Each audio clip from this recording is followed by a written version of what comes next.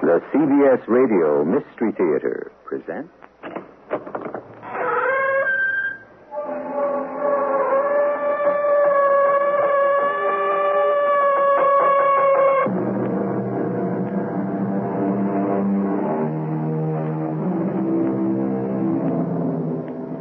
Come in. Welcome. I'm E.G. Marshall. Everyone has heard of the fabulous goose that laid the golden eggs, but trust Sir Arthur Conan Doyle to ring some changes on that story when he sends the world's favorite detective, Sherlock Holmes, on a wild goose chase. Mr. Breckenridge, I was recommended to you by the landlord of the Alpha. He says that you have the finest geese in town. Oh, yes. I sent him a couple dozen last week. Mm-hmm. And I'd like to know where you got them. And I shall tell you. I've never been so pestered in my life. Where are the geese? Who did you sell them to? What did you take for the geese? I'm through answering questions about the geese. So get out and take your friend with you.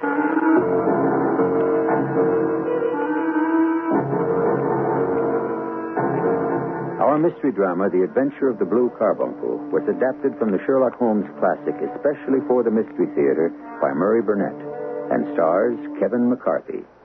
It is sponsored in part by ARM, Allergy Relief Medicine, and Buick Motor Division. I'll be back shortly with Act One.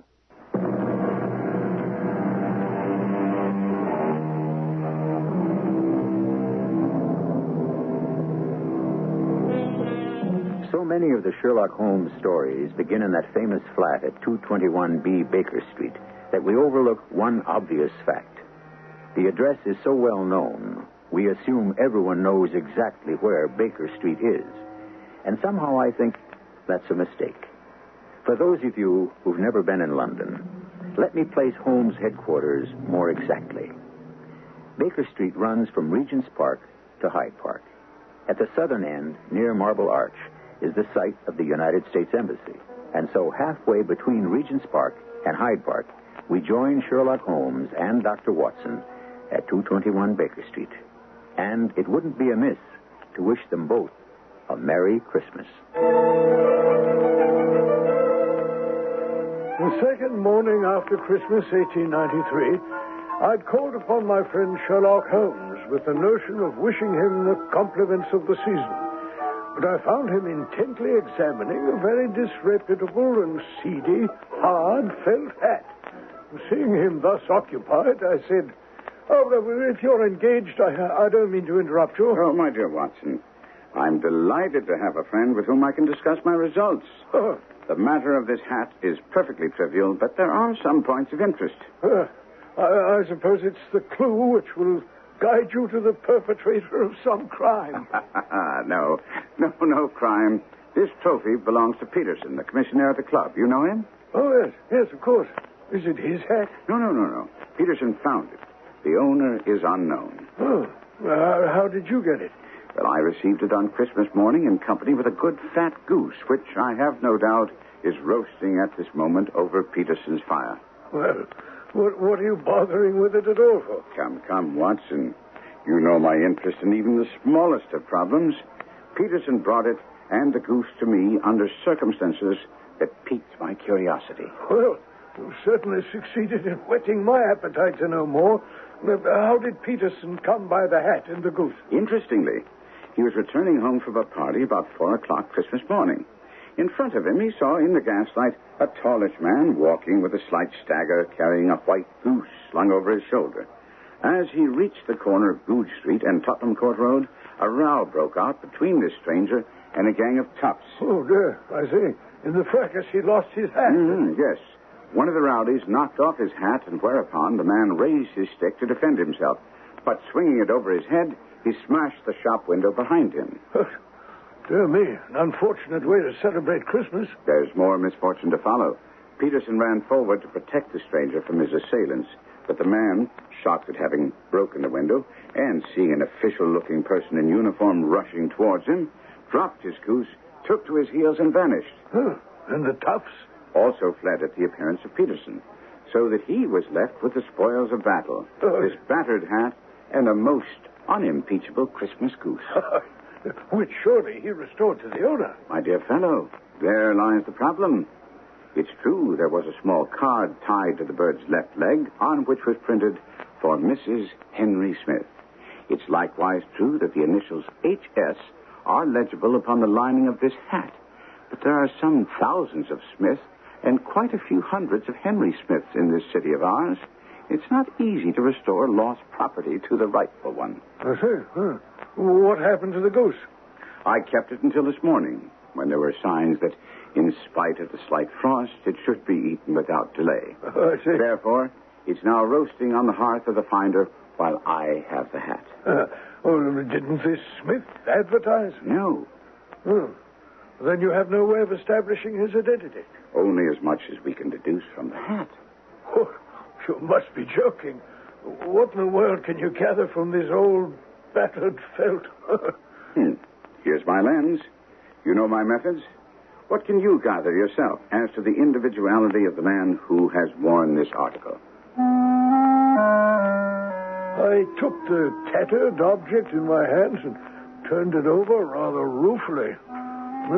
All I could see was that it was a very ordinary black hat, much the worse for wear. The lining had been of red silk, which was much discolored. There was no maker's name. I saw the initials. There seemed to have been some effort to hide the discolored patches by smearing them with ink. I handed it back, saying, I see nothing else. On the contrary, Watson, you see everything, but you fail to draw inferences. All right. Then you tell me what you can infer from that hat. The man was fairly well-to-do within the last 3 years, although he has now fallen upon troubled days. He has foresight, but less now than formerly, pointing to a moral retrogression, which, when added to the decline of his fortunes, seems to indicate some evil influence, probably drink. I see. This may also account for the obvious fact that his wife has ceased to love him. Oh, my dear Holmes. I never heard such flights of fancy. He has, however, retained some degree of self-respect. He leads a sedentary life, is middle-aged, has grizzled hair, which he has cut within the last few days, and he uses lime cream on his hair. Of course. You must be joking. Also, by the way, it's extremely improbable that his home is lighted by gas. Oh, no, that's too much. But I'll skip that and go back to the deduction about his fortunes being in decline. Where do you see that? This hat is 3 years old. So you say? These flat brims curled at the edge were fashionable then, but not since. It's a hat of the very best quality. Look at the band of ribbed silk and the excellent lining. If this man could afford to buy so expensive a hat 3 years ago and could afford none since, then assuredly he's gone down in the world. It's so obvious when you explain it. How about the foresight and the moral retrogression? Here's the foresight, Watson. This little disc and the loop which secures the hat against the wind. They're never sold with hats. This man ordered one, showing a certain amount of foresight, since he went out of his way to take this precaution against the wind. But the elastic's broken. Precisely, Watson. It's broken, and he hasn't troubled to replace it, although it's cheap and easy enough to have done. Therefore, he has less foresight than formerly. I can't see that. Why isn't it that he just doesn't care? Impossible. He's tried to conceal some of the stains on the hat by daubing them with ink, so he hasn't entirely lost his self-respect. Well, I suppose you deduce that he's middle-aged, recently had his hair cut, and uses lime cream from an examination of some stray hairs found in the hat. Good, Watson. If you use the lens on the lower lining, you will find a number of hairs clean cut by the scissors of the barber. There's a distinct odor of lime cream, and the hairs are adhesive. Yes, fine. But the sedentary life. The dust on the hat, Watson. Not the gritty gray dust of the street, but the fluffy brown dust of the house. The hat has been hung indoors most of the time. But his wife, you said that she'd ceased to love him. This hat hasn't been brushed for weeks. When I see you, my dear fellow, with a week's accumulation of dust upon your hat, and when your wife allows you to go out in such a state, I shall fear that you also have been unfortunate enough to lose your wife's affection. My word. Well, he might be a bachelor. Doctor, you forget. He was bringing the bird home as a peace offering to his wife. Remember the card on the bird's leg? Fair enough. But you will admit that you were guessing when you said he was without gaslight. Not at all. One tallow stain on a hat, even two, may come about by chance. But when I see no less than 5, I think there can be very little doubt that the individual must come into frequent contact with burning tallow. Can you not see him, Watson, walking upstairs at night after a drinking bout with his hat in one hand and a guttering candle in the other? Well... Come, my old friend. You must admit he never got tallow stains from a gas jet. Jove, you have an answer to everything. But all of this seems to be rather a waste of energy. The goose. Mr. Holmes, the goose. What of it? Has it returned to life and flapped off through the kitchen window? See here, sir. See what my wife found in its crop. By Jove, Peterson, that's treasure trove indeed. I suppose you know what you've got. A diamond, sir. Precious stone. It's more than a precious stone. It's the precious stone. By Jove, the Countess of Morcar's blue carbuncle. Bullseye, Doctor. I see you've been reading the advertisements in the Times also. There's a reward of £1,000, and that's not within a 20th of its market price. £1,000? I'd have to go right off to the police with it. No. You leave the stone with me, and I'll see that you'll get the reward. And what will I tell my wife? What did you tell her before you came here? Well, that I was off to see you and then to the police. Tell her the truth, that you wanted to go to the police, but I was the one who wouldn't have it. The moment Peterson left, Holmes took the magnificent blue carbuncle and packed it very carefully and left Baker Street saying that he would return shortly, and if I cared to continue pursuing the answer to this puzzle, I should wait for him. Well, needless to say, I waited. Who is it? Inspector Lestrade. Lestrade. Come in. It's been a long time since we've met. Where's Holmes? Well, I've no idea. He told me to wait for him. I expect him any moment. You have some little problem you think my friend can help you with? This time the shoe's on the other foot, Doctor. It's Mr. Holmes who has the problem. Well, I don't understand. Well, I'm afraid your friend Holmes has made a serious mistake. Ah, there, Lestrade. I was expecting you. There's no doubt you were. I'm here to inform you that I have a warrant for your arrest, Mr. Sherlock Holmes. The unthinkable has happened. Sherlock Holmes under arrest. Now, we all know that Lestrade isn't the most brilliant officer at Scotland Yard, but he's honest and slow-moving.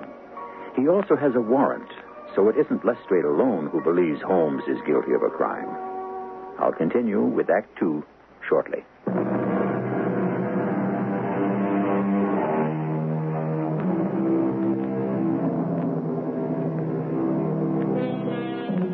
Even the best of us cherish small victories. Although Sir Arthur Conan Doyle doesn't mention it, I suspect that Lestrade, so often proved wrong by the astute Sherlock Holmes, must have felt a measure of satisfaction when he placed the brilliant detective under arrest. Let's continue now and hear Holmes' reaction. Come, Lestrade. Come. What is the charge? Being in possession of stolen property. You refer, of course, to the Countess of Morcar's blue carbuncle. So you admit it? Nonsense. But how would you know what I was talking about unless... Because I know righteous women, Inspector. Meaning Mrs. Peterson? Now you'll admit that's where you got your information from, won't you? Nothing to be ashamed of.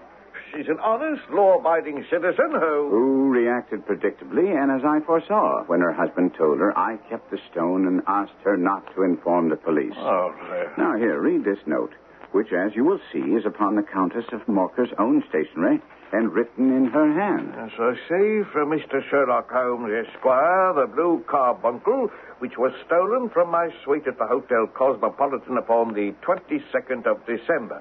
I have given Mr. Holmes my bank check for £1,000 made out to Mr. Peter Peterson, who was responsible for the finding of the gem.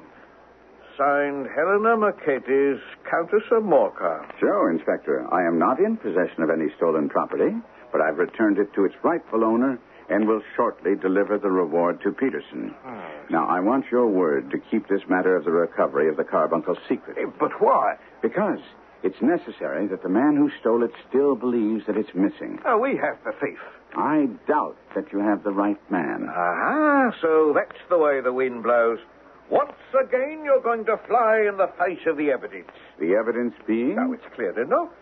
This fellow, John Horner, is a plumber. He was working in the dressing room of the Countess, soldering the second bar of the grate, which was loose. Horner was shown to the room by the upper floor attendant of the Cosmopolitan named James Ryder. Didn't he stay with him? Well, for some time he did. But then he was called away. When he returned, Horner had disappeared. A bureau had been forced open and a small Morocco casket lay empty upon the dressing table. Ryder instantly gave the alarm. And Horner was then arrested in his lodgings, found to have been convicted on a previous robbery charge, and is now awaiting trial. That's it. What makes you think we don't have the right man? Several things. First, can you tell me how the stone went from Horner into the crop of the goose which Mrs. Peterson was cooking? Not a moment. No doubt we'll find that out when he confesses. But so far, he strongly protests his innocence. They all do. Another question which occurs to me is, how did Horner know exactly where the Countess kept the gem? But it seems to me that these are questions that his defense counsel might raise at his trial. But since I'm a police officer, I don't think I have to answer them. Well, suppose that I'm in position of finding a link in the chain. Would you then agree to keep the recovery of the stone quiet?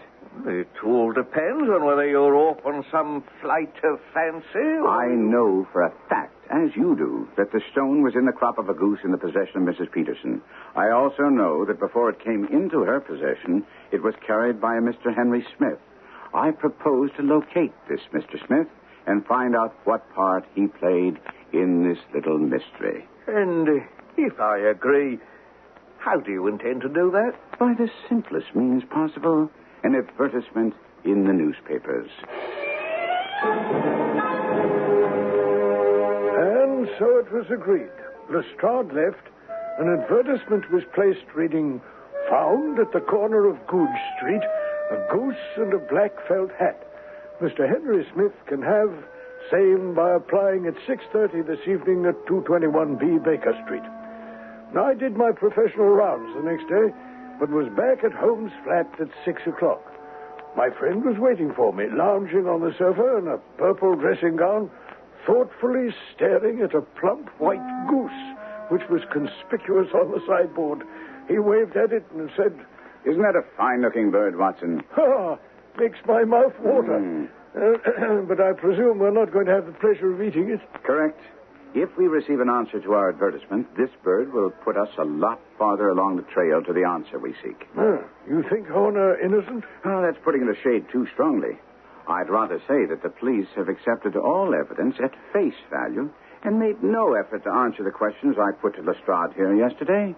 However, Mrs. Hudson is preparing our dinner, which we shall have at 7, unless we're interrupted. Before we could start dinner, there was a knock at the door. I opened it to admit a tall man in a Scotch bonnet with a coat buttoned up to his chin. Holmes rose from the sofa to greet him. Mr. Henry Smith, I believe. Oh, yes, that's my name. Pray take this chair by the fire, Mr. Smith. Oh, thank you, Mr. Holmes. It is Mr. Sherlock Holmes, isn't it? Yes, and this is Dr. Watson. No. Well, I don't mean to be impertinent, but I'm at a loss to understand how a man of your reputation comes to be involved in a matter concerning a goose and a hat. This is your hat, sir. Oh, yes, sir. Thank you. But since you know my identity, you must also know my disposition for observation and oblige me by putting it on. Oh, of course. A perfect fit. Well, sir, we've retained these things for you for some days because we were looking for an advertisement from you giving your address. Well, shillings aren't so plentiful with me as they once were. I believe that gang of roughs who assaulted me had made off with both my hat and the bird. I didn't care to spend more money in a hopeless attempt to recover them. Quite so. Oh, by the way, about the bird, we were compelled to eat it. Oh, to eat it? Yes, I'm sure that you understand it would have been of no use to anyone had we kept it here for this length of time. Oh, yes, I can see that. However, would this other goose upon the sideboard, which is about the same weight and perfectly fresh, be a suitable replacement for the one you lost? Oh, that's very handsome of you, Mr. Holmes, and I'll be very happy with this bird. Thank you. One more thing. We still have the feathers, legs, and crop of your own bird if you wish to... Well, outside of serving as reminders of my adventure, I see no earthly use for them. So with your kind permission, I'll just take this excellent bird and be running along. Oh, one moment, by the way. You see, I'm somewhat of a fowl fancier, and I've seldom seen a better-grown goose than the one that you lost. Would you mind telling me where you bought it? Oh, not at all. A few of us frequent the Alpha Inn near the museum. Well, this year, our good host started a goose club, the purpose of which was to see that all of us, by paying a few pence a week, would each receive a fine goose at Christmas. Well, the rest you know. And once again, gentlemen, my thanks.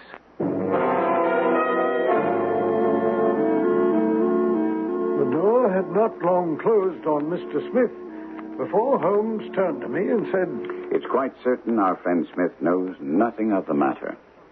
Are you hungry, Watson?" "No, not particularly." "Then I suggest that we turn our dinner into a late supper and follow up this clue while it's hot." Or perhaps we could even get a bite at the Alpha, whilst we chat with the landlord. One glass of beer with the genial landlord of the Alpha elicited the information that he'd purchased Smith's goose, along with the others, for the club, from a Covent Garden dealer named Breckenridge. When we reached his stall, he was about to put up the shutters for the night. Good evening, Mr. Breckenridge. Cold night. You must have some reason to be out in it. I see you sold out of geese. Well, let's have 500 tomorrow morning. I'm afraid that won't do. Well, there's some in the store yonder with a gas flap. Oh, yes, but you were particularly recommended to me. Who by? By the landlord of the Alpha. Oh, yeah. I sent him a couple of dozen. Fine birds they were, too. Now, where do you get them? Now then, mister, out with it, and you'd better make it straight. Well, straight enough. I should like to know who sold you the geese you supplied to the Alpha. And I'm not telling you. Now be off. Why should you be so warm over a trifle? If you were as pestered lately as I am, you'd be warm, too. When I pay good money for a good article, there should be an end of the business. But every day it's, where are the geese? Who did you sell the geese to? And what would you take for the geese? Well, I have no connection with other people who've been making inquiries. But I'm always willing to back my opinion on a matter of fowls, and I have a fiver on it that the bird I ate is a country bird. Then you lost a fiver for its town bred. It's nothing of the kind. Now, you think you know more about fowls than I, who've handled them ever since I've been a nipper? I tell you that all those birds went to the Alpha were town bred. You'll never get me to believe that. Now, since you seem to be a betting man, would you care to make a wager on the matter? Oh, I'd just be taking your money. But to teach you not to be obstinate, I'll put a sovereign against you. You may as well hand me the sovereign now. Bill, bring me the books. And when I have a Mr. Cocksure, I'll prove to you that there's still one goose left in my shop, and that's you. Well, thank you, Bill. Now, this book lists the names of all the folk from whom I buy. Mm-hmm. Oh, yeah. On this page here are the country folk, and their numbers after their names are where their accounts are on the big ledger. Now, then, you see this page in red ink? Mm-hmm. That's a list of my town suppliers. Now, look at the third name and read it out to me. Mrs. Oakshott, 117 Brixton Road, 249. Just so. Now, turn that up in the big ledger. Mm-hmm. There, you have it. Read that last entry. December 22. 24 geese at 7 shillings 6pence. There you are. underneath. Ah. Sold to Mr. Windigate of the Alpha at 12 shillings. What have you to say now? Ah, well, what can I say? Here. Here's your sovereign. Well, that's the last time I take a bet with a tradesman. Come on, Watson. Well, you were fortunate that you managed to get him to wager with you, Holmes. Not fortunate. Observant. When you see a man with whiskers of that cut, with a pink betting slip protruding from his pocket, the odds are all in your favor that he can be drawn by a bet. If I'd put 100 pounds down before him, I'd never have gotten such complete information as he gave me because he thought he was getting the best of a wager. I've had enough of you and your geese. Any more talk of geese and I'll shut the door with Come, you. Watson, come. Right. I didn't buy the geese off you. But one of them was mine all the same. We'd like a word with you. Come on, Watson. The fellow's taken to his heels. George, that chap runs like a hare. He won't get away, and it'll be worth your while to talk with us. Tell the smasher that I can't give him what I ain't got. But I'm still trying.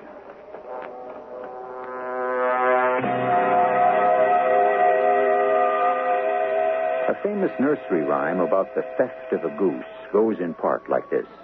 John, John, the gray goose is gone, and the fox is off to his den. Although not strictly applicable in this Sherlock Holmes tale because we're not sure who the fox is, nevertheless, we'll track him to his den when we continue with Act 3.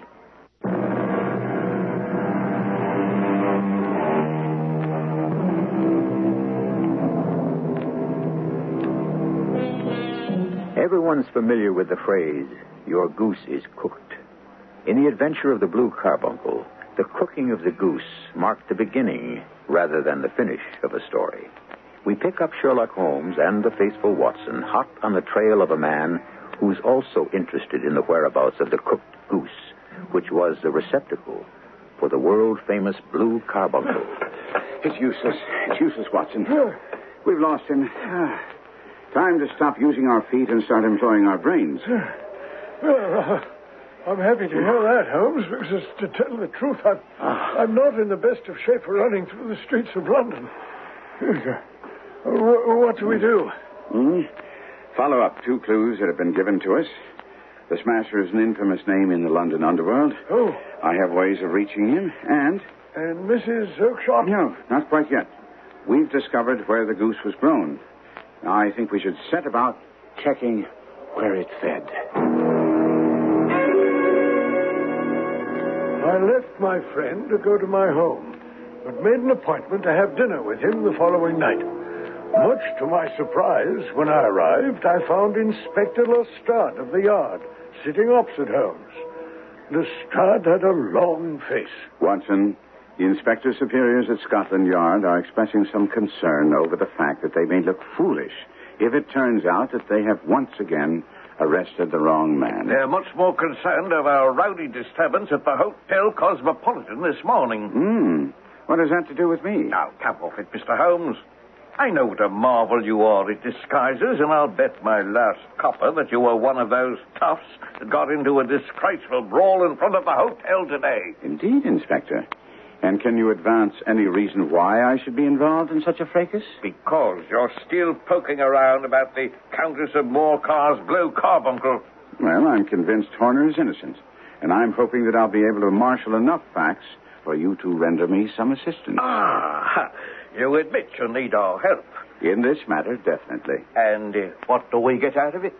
I think I can promise to save you and the Yard some embarrassment in the matter of the man now in jail. First, I'd like to know what you want from us. I want you to pick up the Smasher. The Smasher? On what charge? Doesn't matter. Anything that will hold him overnight. Used the brawl at the Cosmopolitan. He wasn't there. But 2 of his boys were. Ah, so you were the other man. That's of no moment now. What is important is that the Smasher should be out of the way tonight. Why? Do you think this Smasher took the Carbuncle? At the moment, I have only suspicions. What I do know is that the Smasher is involved.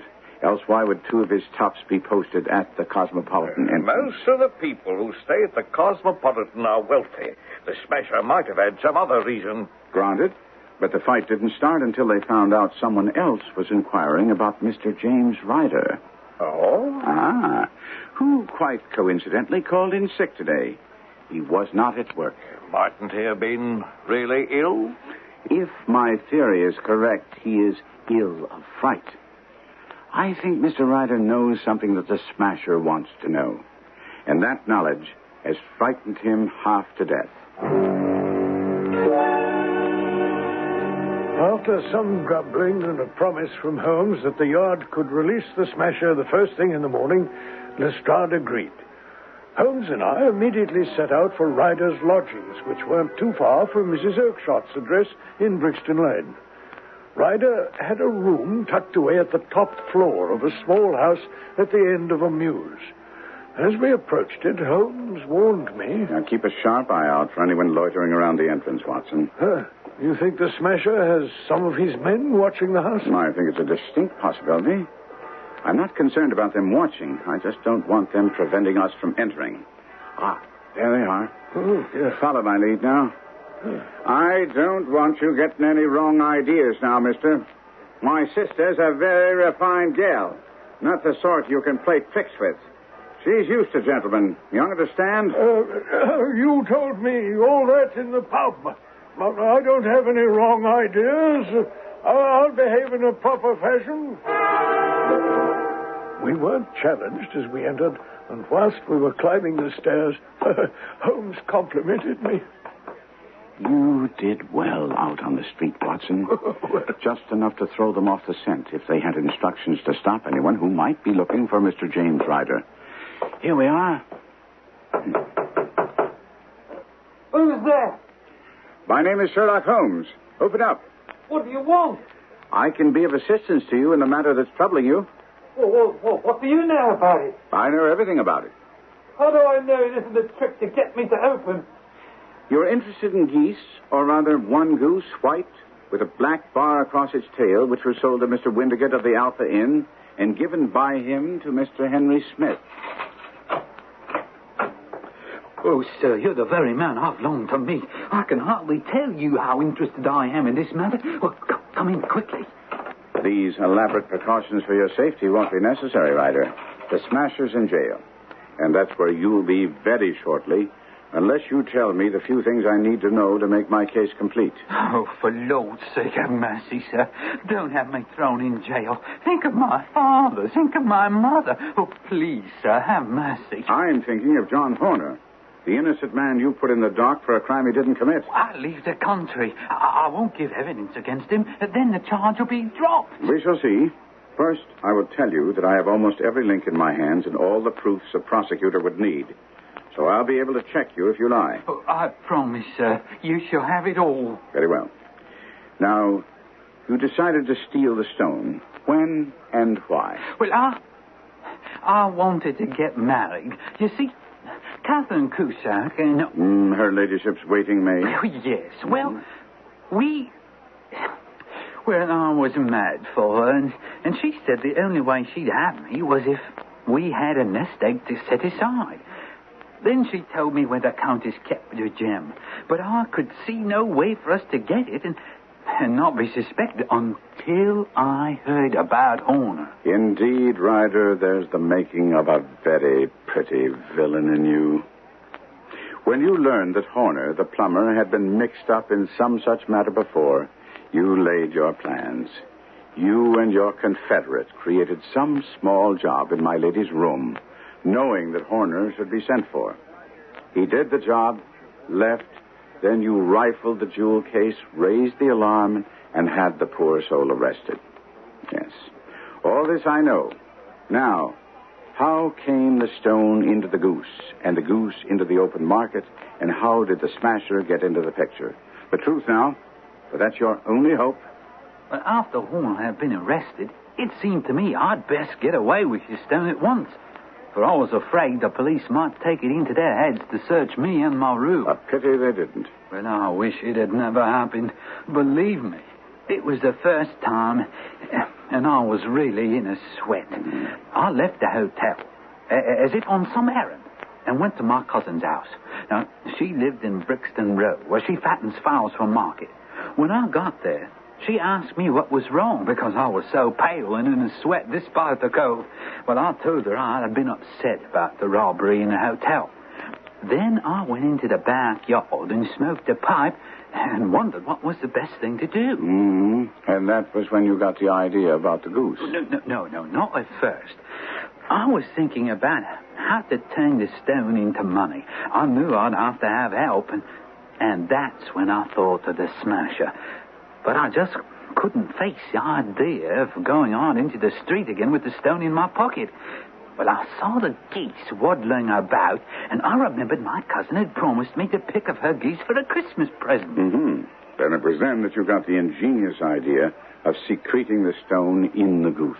Well, Mr. Holmes, I was sure I'd found a perfect hiding place. I drove one of the birds behind a little shed in the yard, caught it, and pried its bill open and pushed the stone down its gullet as far as my fingers could reach. The bird gave a gulp, and I knew it had swallowed the stone. But the creature flapped and struggled, and out came my cousin to see what was the matter. As I turned to speak to her, the bird broke loose and fled off among the others. So you were, so to speak, a gone goose. Well, I didn't think so at the time. My cousin had picked out another bird for me, but I remembered the bird I had, a big white one with a barred tail, and I insisted that was the one I wanted. Had you kept your eye on it? Well, as well as I could. My cousin was a little hot because I wouldn't take the bird they'd expressly fattened for me, but anyway, she told me to go ahead and take my bird and turned and went back into the house. Mm-hmm. So you wasted no time, but slaughtered the bird, and then? Well, then I slung it over my shoulder and went about getting to see the smasher. I'd heard of him about the hotel. So you're the shrimp what's been asking for me, eh? All right, now. What's it all about? Well, I've got something I want to dispose of. Yeah, something hot, huh? I guess so. It's, well... You lifted something. Well, yeah, as you might say. I want to know how you heard about me. You know a man named Monley? Of course I do. He's doing 5 to 10 in Pentonville. How do you know Monley? Well, he used to work where I do. The Hotel Cosmopolitan. Don't tell me you're the bloke what pinched that there blue carbuncle of the Countess. I am. Well, now, maybe there's more to you than meets the eye. You got it with you? Yes. Let's have a look. Now, hold on a minute. You have to understand, this is... Well, I'm not really experienced at this sort of deal. How does it work? Like clotter cream. Smooth as a whistle. 70% for me and 30 for you. Well, that seems like an awful lot for you. Look, mate, I'm the one who's taken all the risks. Now, let me see the stone. What is it? Right, yeah. In the goose. In the... Like I said before, maybe there's more to you than appears on the surface. Here, take me knife. Oh, thank you.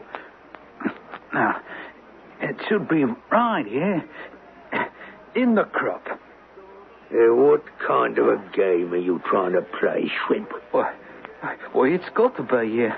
I felt it go down. I know it's here. Stop messing about with that bird and tell me what you really did with the stone. Well, there's been a mistake. I must have taken the wrong bird. I'll say there's been a mistake. Let me go. I know the rights of you. You didn't like the split, so you're thinking of talking to Tyndall. No. I never had a Tyndall, I swear. I just got the wrong bird. Let me go. I'll go back to my cousin to get the right one. Oh, all right, mate. Maybe you're giving it to me straight. You run back to wherever you got this bird and get the right one. But from now on, the boys will be watching you every blessed minute. I'll be back inside an hour. You see? I promise. And when you got back to your cousins, the goose was gone. You got it, sir. And I've been out of my mind trying to trace the bird and stay away from the smasher. Now, that's the whole story. Say, What's going to happen to me? Well, if you do as I say, much less than you deserve. Oh, sir, I'll do anything. Anything. Now, first, you will tell Catherine Cusack to hand in her notice to the Countess. Oh, I will. I swear. And then you will leave the country. Oh, I will, but the smasher... Will lose all interest in you when he discovers that you don't have the gem. Oh, God bless you, sir. I swear that I... No more words. No more words before I change my mind. Come, Watson. We have to keep our word with Lestrade. After informing Lestrade that he could release the smasher and that the case against Horner would be quietly dropped when no witness would testify, Holmes and I were walking slowly back toward Baker Street. He must have read my thoughts because he said... And don't be disturbed because you think I've compounded a felony by not handing Ryder over to the police. Holmes, by Jove, how did you know what I was thinking? My dear friend, your face is an open book. Oh, well... But look at it this way. We have saved an innocent man and perhaps also a soul. This Ryder is too frightened to go wrong again. And after all, it is Christmas, the season of forgiveness. When you put it that way, I confess it makes me feel better. And since we pass White's on our way back, why don't we drop in for dinner? I have a ridiculous craving for roast goose.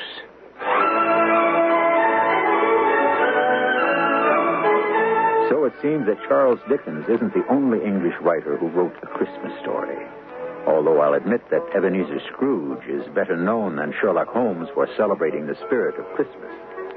I'll be back shortly.